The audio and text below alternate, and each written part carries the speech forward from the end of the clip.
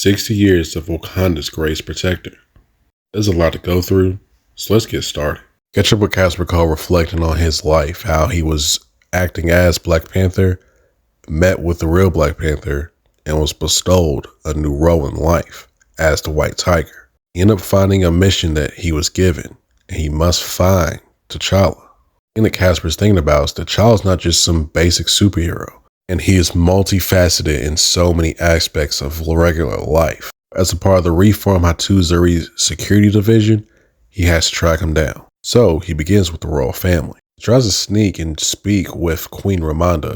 She tells him, "You could use the front entrance, Commander Cole." He apologizes, but he didn't want to raise any suspicions, and he's just trying to find T'Challa. But she was just reminiscing on life itself and everything, especially since the anniversary of her husband's death is in a few days. She's telling Cole this because T'Challa never misses a memorial of T'Chaka, that T'Challa never shrinks his duties. When T'Challa goes on missions elsewhere, as told his mother, wherever the Black Panther goes, Wakanda goes with him. But Queen Ramonda at times worries if the journey that he goes on, will he not return from it? But Professor ends up telling Cole that he may contact his son and see if he can help. Cole tells him, "You haven't spoke to your son in a while." Professor tells him, "Your security surveillance is out of date. Due to recent events, we're back in contact. I shall let you know to expect you." Cole ends up traveling to burn T'Chaka. He's met with not the most nice hospitality. He gets it. He understands it. Just like his cousins in Brooklyn. Especially considering all the things that Wakandans have encountered with invasions and so on and so forth. Yobi and Cole end up meeting up. Cole tells him, "I'm trying to find T'Challa." Patrons end up overhearing this conversation. The gentleman says he's not where he's supposed to be, which is here in Wakanda. The one says, "Damn right, he spends too much time outside the realm's borders. That's why Parliament exiled him." The waitress tells him this exile has gone on long enough. Never agreed with him in the first place. Someone explains that his journeys are his service. When the Black Panther aids the world, he aids Wakanda as well. Nobi tells Cole that this is just how this is here in Burn T'Chaka. People want to make their way by stepping on others' backs, just like some people outside might do to you, but it doesn't faze Cole whatsoever. But then we end up catching Cole, end up going to Kadesh, which happens to be the undersea base of Adam Bashir, aka Blue Marvel. Blue Marvel ends up capturing him and investigating into who this is. Not used to having a Wakandan soldier with a Brooklyn accent, a steady heart rate, breathing even, and no increase in perspiration, he sees he's telling the truth. He wants to offer Cole something. Not information, simply a great story. Back when the Ultimates were together, T'Challa and Bashir were having just a science bros moment, investigating this ecosystem on this planet. So much time looking into this that they forgot that it's almost lunchtime. Bashir gets back, they just continue to enjoy this moment hanging with each other. But Adam says something very interesting. "We live in the age of marvels, friend. I'm simply one among many, yourself included." They can see to the ground of the planet they're on. With a little power from Adam Bashir, the plant is flourishing. The plant attracts some unwanted company. Blue Marvel said, "Fearsome indeed." Then Blue Marvel is met by the queen of these same beasts. Marvel's able to get away, but T'Challa ends up throwing a spear at the beast, setting up a big one punch from Blue Marvel, knocking out the beast.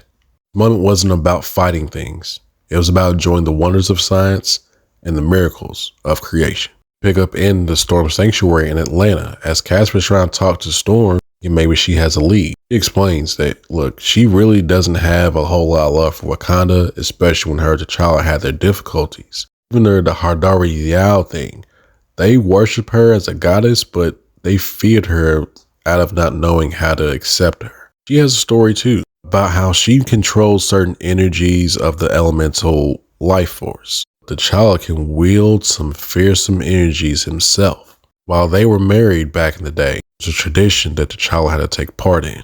We see T'Challa dressed in this new mystical attire with two tooth blades. Even though he is mentally preparing for this challenge, he always has time for any and everyone, person, place, or thing. As he enters the labyrinth, Storm talks about how everyone's aware how Wakanda had stopped Thanos, the wealthiest nation on the planet, so on and so forth. What about the demons, the ghouls, the goblins, the wraiths, the dragons? Then the Tashon forest there's a labyrinth that holds all these dark forces. To keep these dark forces in the labyrinth and from overflowing to the city, once every year, the king must descend into madness and kill all monsters. That's exactly what T'Challa does. Whether by blade, whether by the Panther companion he traveled in on, whether he is summoning additional Panthers to assist him in battle, these monsters are falling to the might of T'Challa. See, one dragon ends up hitting T'Challa. Dragon is a physical manifestation of loath, envy, spiteful animosity, all hurled at the nation of Wakanda. Previous kings would have put this monstrosity away. T'Challa is not like other kings, where he feels a warrior's demise is more noble than making his duties become another person's burden. And alone, T'Challa faces the dragon and ends the dragon as well. It means that when he's walking this walk after killing that demon, it's very lonely, it's very harsh and bitter. Especially with T'Challa having these energies not only given to him by Bast, energy combined with him by that malevolent dragon. If anybody approached him, would basically die. But being the queen of Wakanda, being the wife of T'Challa, the Black Panther, she chose to look through his eyes. She chose to share his burden, and she chose to love him. I have come to take you home. Asili wa mayo, which means the honey to my heart. Mom always knew that T'Challa wondered if his rule would be different if he wielded those energies. But she knew of another man who had not only such power, charisma, desire to protect his people, even if it cost his soul. Cole's nonstop. He ends up being in Alaska near the X-Men's headquarters. He's easily stopped by Quentin Query and Juggernaut. But Magneto comes and meets all of them, telling Cole that he has a story, and that T'Challa always has schemes within schemes. These two were exiles of their own kingdoms at a certain point.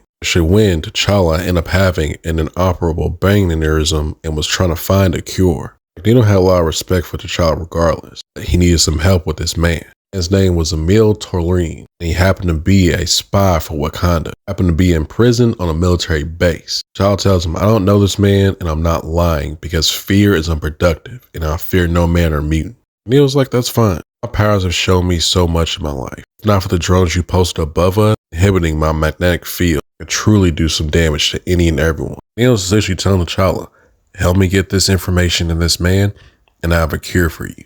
T'Challa's willing to help, but he's not going to disrespect his Wakanda just because he's no longer Wakanda.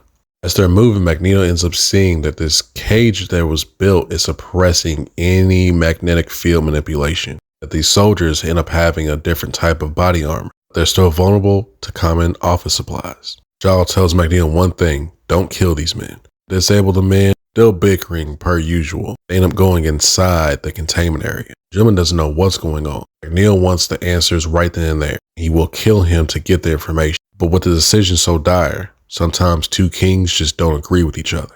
He ends up giving up the data. T'Challa knew that their data contained plans for a devastating weapon that Magneto was going to use since Genosha was destroyed. T'Challa explains that the Hatuzari often contract agents independent of his knowledge. Later on down the line, he was a man of his word and helped save T'Challa. He'll feel like he has failed the mission, especially considering what's going on. Maya ends up bumping into him completely. Before Cole can say anything, T'Challa takes him. They watch the sunset in Wakanda. Hope you guys enjoyed this review, as well as 6 years of Black Panther. Take care of yourselves.